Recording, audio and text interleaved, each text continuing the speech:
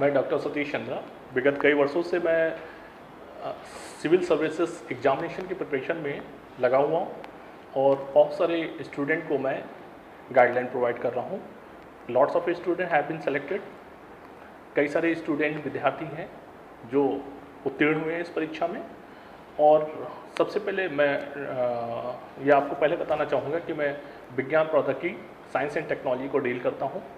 और जैसा लोग मानते थे कि पहले ये सोचते थे विद्यार्थी, मोस्ट ऑफ जो स्टूडेंट यही सोचते थे कि आप क्या करें कि ज्योग्राफी ले लें, हिस्ट्री ले लें, पॉलिटी ले लें और इन्हीं पे वो फोकस रहते थे और साइंस को वो ऐसे हल्के सब्जेक्ट के रूप में छोड़ देते थे, जबकि ऐसा नहीं मानना चाहिए। क्योंकि हमने देखा है कि कई वर्षों से अभी जो ट्रेंड आ रहा है तो विज्ञान को लेकर बहुत ज़्यादा इनोवेटिव जो तरीके हैं और जो लॉट्स ऑफ डिस्कवरी हो रही हैं, रिसर्चेस हो रही हैं, तो उनको करंट के रूप में बहुत ज़्यादा दिया जा रहा है।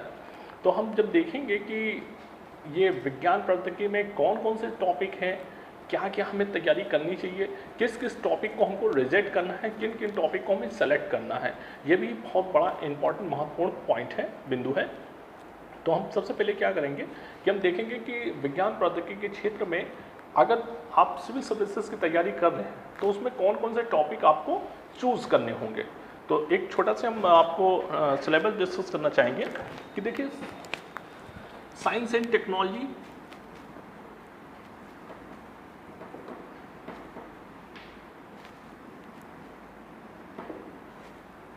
टेक्नोलॉजी को हम दो पार्ट में डिवाइड कर सकते हैं। सबसे पहले हम देखते हैं कि ऐसा पार्ट होता है जिसको हम कहते हैं क्लासिकल साइंस। क्लासिकल साइंस कहेंगे या हम इसको बोलेंगे ट्रेडिशनल साइंस। ट्रेडिशनल साइंस,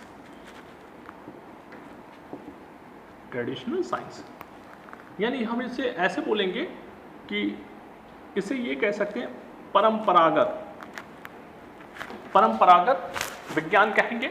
और दूसरा जो होगा वो नॉन क्लासिकल होगा, नॉन क्लासिकल साइंस होगा, या इसे को हम बोलेंगे नॉन ट्रेडिशनल साइंस होगी ये। यानी हम इसी को हम बोल सकते हैं कि ये मॉडर्न साइंस है, मॉडर्न साइंस है, या इसी को कहेंगे एडवांस साइंस है, एडवांस साइंस है, एडवांस साइंस है। तो हम देखेंगे ये ट्रेडिशनल होता कौन सा है। तो ट्रेडिशनल, लॉट्स ऑफ स्टूडेंट ये जानते हैं कि ट्रेडिशनल साइंस होती क्या है। तो ट्रेडिशनल साइंस में हम लोग को ये मालूम है कि सबसे पहले ट्रेडिशनल साइंस में हम लोग एक तो देखते हैं क्या,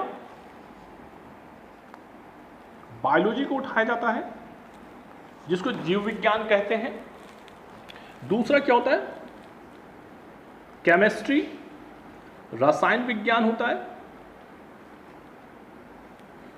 और तीसरा फिजिक्स, भौतिक विज्ञान,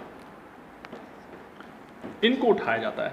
ये सब क्लासिकल साइंस में आते हैं। तो देखते हैं कि मैक्सिमम जो होता है प्री के पॉइंट ऑफ व्यू से देखते हैं तो यहाँ पर हमें ज़्यादा फोकस करना पड़ता है प्री के पॉइंट ऑफ व्यू से। लेकिन अगर हम और यूपीएससी में अगर हम देखें तो दोनों इम्पॉर्टेंट हैं, लेकिन प्री में सबसे ज़्यादा यहाँ से ही रहेगा।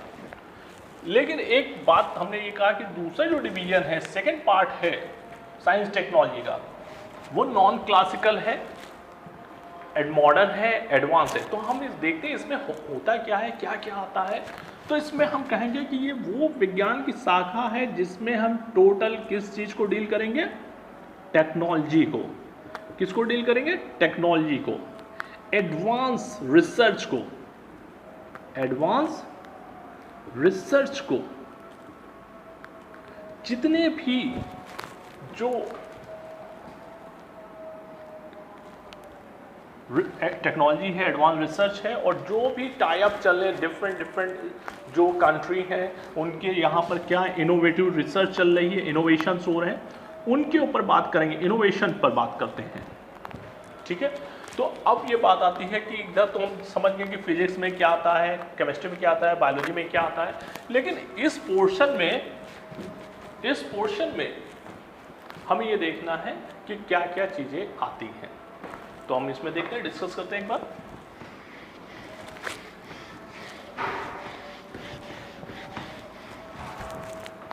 सबसे पहले इसमें हम देखेंगे, एक टॉपिक होगा बायोटेक्नोलॉजी।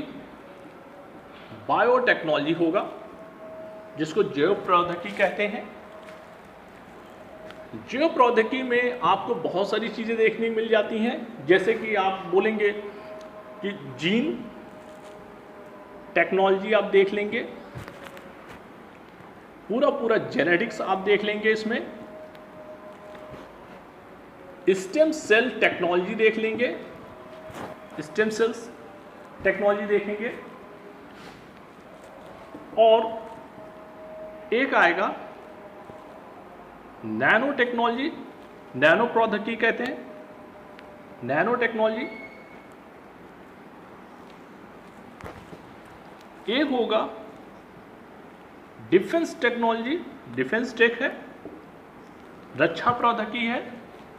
एक होगा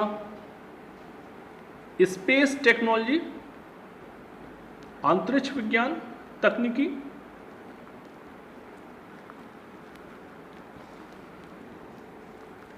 ICT, information communication and technology. और बहुत सारी चीजें हैं, जैसे रोबोटिक्स है,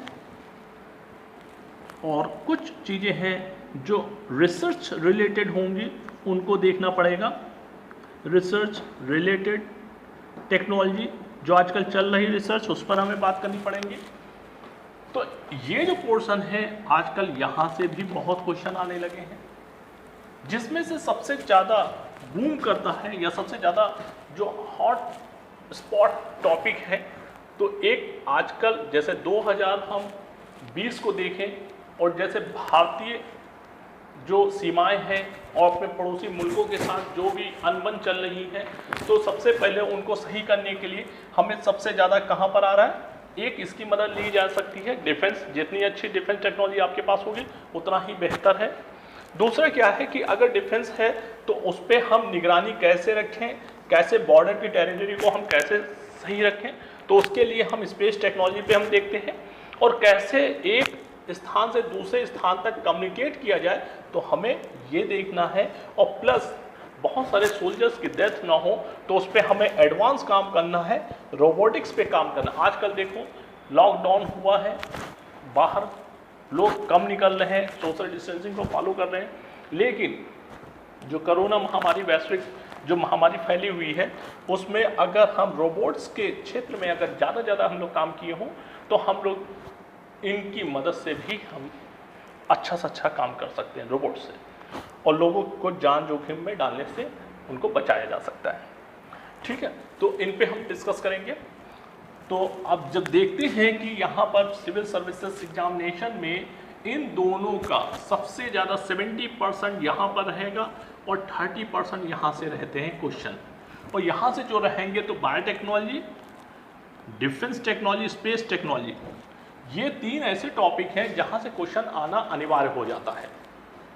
रही बात इसमें मैक्सिमम यहाँ पर जो होता है, बायोलॉजी में सबसे ज़्यादा क्वेश्चन गिरते हैं, जो ट्रेडिशनल क्लासिकल जो साइंस है, मैक्सिमम क्वेश्चन यहाँ से गिरते हैं। और फिर रिमेनिंग जो क्वेश्चंस होते हैं वो यहाँ से आते हैं। सम टाइम यहाँ फिजिक्स से जो भी क्वेश्चंस होते हैं, 1 या 2 क्वेश्चन या 3 क्वेश्चन, इससे ज़्यादा नहीं आते। और जितने भी क्वेश्चंस आएंगे वो सब के सब रिसर्च रिलेटेड क्वेश्चन होंगे, हिग्स बोसॉन्स वगैरह, इस तरह से क्वेश्चंस पे पूछे जाएंगे। इनोवेशन जो हो रहा है, नई नई रिसर्च हो रही, उन्हीं पे क्वेश्चंस आते हैं, बाकी इतना नहीं। तो अगर इन टॉपिक को हम अच्छे से रिवाइज कर लें, अच्छे से पढ़ लें, तो समझिए आपका सिलेक्शन साइंस में तो नहीं रुकेगा। लेकिन साइंस ही नहीं होता है सिविल सर्विसेज एग्जामिनेशन में, साइंस ही सब नहीं है, क्योंकि आपके कई सारे टॉपिक हैं, पॉलिटी है, ज्योग्राफी है, हिस्ट्री है, इकोनॉमिक्स है ना, और उसमें इंक्लूडिंग साइंस। तो हमें तो सारे सब्जेक्ट पे देखना है, लेकिन जितना मैं बताऊंगा और अगर उस पर आप फोकस करेंगे, उस पर ध्यान देंगे, अच्छे से स्टडी करेंगे, तो आई एम डैम श्योर कि ये आपका विज्ञान के क्षेत्र में या विज्ञान से रिलेटेड क्वेश्चन आपके नहीं फंसेंगे, ये मेरी गारंटी है, जैसा मेरा अनुभव कहता है। तो मैं अपने नए क्लास में आप लोगों के साथ तैयार हूँ और उम्मीद है कि आप लोग भी हमारे साथ तैयार होंगे। तो हम लोग अपने पहले क्लास में मिलते हैं विज्ञान प्रौद्योगिकी की क्लासेस में। तो आर यू रेडी स्टूडेंट्स?